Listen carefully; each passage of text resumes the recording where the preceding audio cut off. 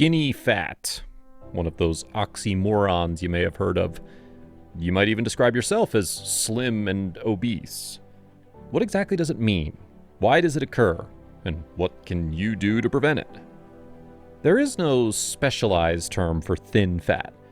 Nonetheless, the most typical description is of a person who's relatively light in weight but has an abnormally high body fat percentage, indicating that even though your weight is within a reasonable range, your tummy and flab are still moving about. Being slim and obese is not in any way a terrible thing, unhealthy, or anything to be embarrassed of. Nonetheless, many of you who fall into the category of skinny fat may feel that something's off. And it's not because you're unmotivated or didn't try to change. You've probably tried weight loss regimens and even worked out, but you're still probably obese and skinny. The problem with weight reduction regimens is that even if you do lose weight, you'll also lose lean mass at the same time, thereby maintaining the same level of body fat.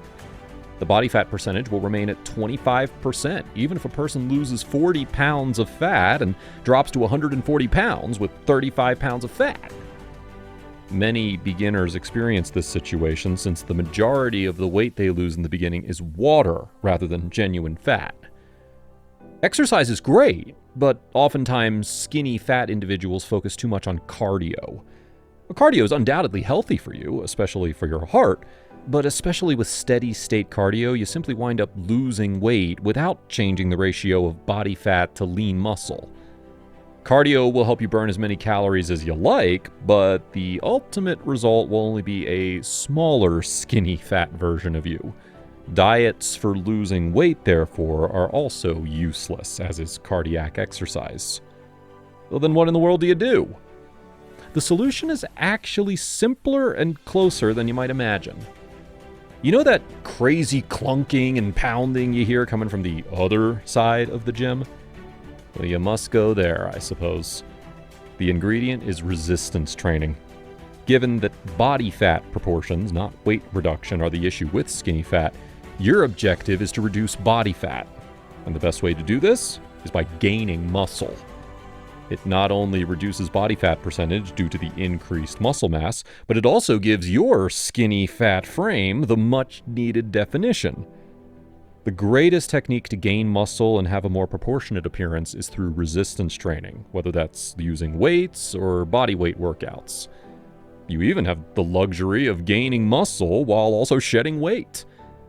In contrast to a bodybuilder who finds it difficult to add additional muscle because they're nearing their genetic limit, a skinny, overweight person is primed for rapidly adding muscle. Also, your body's set up to burn extra fat as energy, unlike a skinny person. But you can only rely on this for so long. After a certain amount of time in the gym, your pace of growth, or newbie gains, will suddenly slow down, forcing you to decide between shedding more weight or gaining more muscle. In the end, it's up to you, but bear in mind that in both situations you still need the lift. Resistance exercise will prevent as much muscle from being broken down as possible during weight loss, often known as a cut. Resistance training will undoubtedly promote muscular growth when bulking up. So there you have it, the magic formula for resolving your skinny fat issues. It's neither particularly magical nor a secret in the true sense of the word. See that skinny fat flab transform into not so skinny fat fab by working out hard and consistently. Post your inquiries in the comment section below.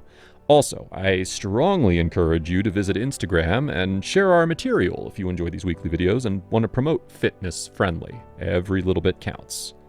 Thanks for watching.